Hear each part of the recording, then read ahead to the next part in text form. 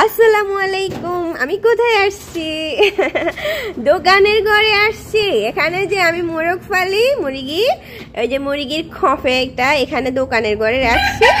তো আসছি হচ্ছে কেন, বড় একটা রায়তা মোরগ আসে না আমার, প্রতিদিন দেখেন যে ওই যে লাল টুকটুকিটা এত সুন্দর কিউটি, এই যে লাল টুকটুকিটা আসছে, খাই ফেলাম। মাংসগুলো দেখছেন কি সুন্দর। রাতা মোরগের হচ্ছে মোরগটা রান্না করলে তখন এই যে লেগ পিস টেগ পিস আসে না, মাংসগুলো একদম তুলতুলে মানে নরম করলে তো এগুলো আরও কীরকম একটা লোভনীয় হয় না, সেই হয়। তো আমি হচ্ছে সবগুলা বাটা মশলা দিয়ে আজকে দেশি মোরগ রান্না করবো। দেশি মোরগ হচ্ছে আপনার ভাবছি যে এটা যেহেতু অনেক বড়, এটা কিন্তু বড়, হ্যাঁ। রাতা মোরগ এটা দেখতে কীরকম মনে হচ্ছে আপনাদের কাছে? এটা যদিও বয়স বেশি হয় নাই, আমি কিন্তু মোরগ খাওয়ার জন্য রায়তা মোরগ আবার বেশি বয়স করি না, মানে 1 বছর পর খাই ফেলাই। যেহেতু আপনার বেশি বয়স হয়ে গেলে হাড়টার শক্ত হয়ে যায়, মানে খাইতে ওইরকম তৃপ্তি লাগে না, তো 1 বছর পর খাই ফেলাই। আমি প্রতি বছর কোরবানির ঈদ আসলে 2-4 দিন মাংস খাওয়ার পরে একটা রায়তা মোরগ খাই। এইভাবে প্রথমে ভাবছি যে বড় যেহেতু আসে মোরগটা দিয়ে রোস্ট টোস্ট বা কোনো কিছু ওভাবে রান্না করে তারপর পোলাও টোলাও রান্না করব। কিন্তু না, আমার মন চাইতেছে আজকে আলু দিয়ে, কয়টা আলু দিয়ে জোল জোল করে রায়তা মোরগটা রান্না করি, গরম ভাতের সাথে একদম জোল দিয়ে আলু দিয়ে মাইখা খাম। দেখছেন মাংসগুলা কি সুন্দর। তারপর হচ্ছে আমি ব্লেন্ডারে ব্লেন্ড করলেও পারতাম মশলাগুলা, কিন্তু আমার কাছে মনে হচ্ছে যে বাটা মশলা দিলে সবচেয়ে বেশি ভালো হবে। হ্যাঁ, পাটায় বাটি মশলাগুলো নিয়েছি, হলুদ আর মশলাও কিন্তু বাটা ছিল ফ্রিজে, দেখলেন না আমি ঈদের আগে অনেকগুলা বাটি রাখছিলাম। তো এখন হচ্ছে সবগুলো মশলা দিয়ে ভালো করে মাইখা নিতেছি। মাইখা এগুলারে আমি কিছুক্ষণ কিন্তু ঢাকিয়ে রাখছি, হ্যাঁ।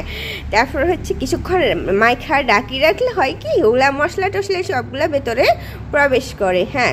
তাহলে রান্না করার পরে খুবই মানে একটা মজা ওইরকম পাওয়া যায় আর কি।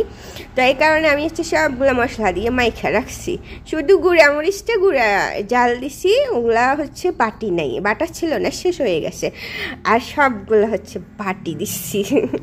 একটু কষ্ট হয় ভাটায় বাটা মশলা, যদি আপনি খেতে চান তাহলে অবশ্যই একটু কষ্ট হবে, সেটা স্বাভাবিক। কিন্তু আমার কাছে মনে হয় যেন রান্না করার পর ভালোই লাগে। যখন আমার আম্মা আসেন না আমাদের বাড়িতে, তখন হচ্ছে আম্মা বলেন তুমি এখনও ফাটায় বাটা মশলা দিয়ে তরকারি রান্না করো, আর আমার বউরা শুধু ব্লেন্ডার একটা পাইছে, এই সুইচ একটা টিপ দিয়েই শুরু করে, পাতিলে দিয়ে দেয়, একটুও মন চায় না। তোমার কাছে আসলে আমার কাছে তৃপ্তি লাগে। আম্মা বলে যে, আম্মা আমার কথাগুলা খালাম্মার সাথেও শেয়ার করে, আপার সাথেও শেয়ার করে, সবার সাথে শেয়ার করে, বলে যে মানে আমি বাটায় বাটা মশলা খাই এখনো।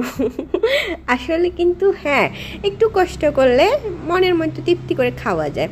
আমি যদি রায়তা মোরগ এটা এখন বাজার থেকে কিনতাম, কত টাকা হইতো? অনেক টাকা হইতো, হ্যাঁ, একদম 1600-1700 টাকা তো হইতোই। 1600-1700 টাকার নিচে তো 1 টাকাও নেই এই মোরগের দাম। আরও লাল টুকটুকি না, একদম সেই লাগতেছে, কিউটি। কোথাও যায় না আমার হচ্ছে, বাড়িতে একা বাড়ি তো কোথাও যায় না আমার মোরগ। হচ্ছে আমি যেখানে যাই একদম ঘরের পেছনে গেলে ওখানেও যায়, বসে থাকে, সামনে আসলে ওখানেও বসে থাকে, পুরো বাড়িতে থাকে। বাড়ি থেকে একটু, অনেকের মোরগ আসে না, অন্যের মোরগ আমার বাড়িতে চলে আসে, কিন্তু আমার মোরগগুলো কারো বাড়িতে যায় না। হ্যাঁ, ওই যে খাবারগুলো পায়, ঘাস লতা পাতা ওটা সেটা পায়, একদম মানে সুন্দরভাবে ফেলা যায়। আমি হচ্ছে রোস্ট আকারে রান্না করি নাই, এভাবে রান্না করছি জল জল করে আলু দিয়ে, ভালো হবে না, খাইতেও কিন্তু মজা পাওয়া যায়, মানে তৃপ্তি সহকারে 4টা ভাত খাওয়া যাবে। হ্যাঁ, শাকসবজি দিয়ে যেরকম তৃপ্তি পাই, এই রায়তা মোরগ এটা দিয়েও আজকে ভাত খাইতে তৃপ্তি পাম। এই যে দেখছেন ইয়াম্মি হয়েছে। ওকে, ভালো থাকবেন সবাই, আল্লাহ হাফেজ।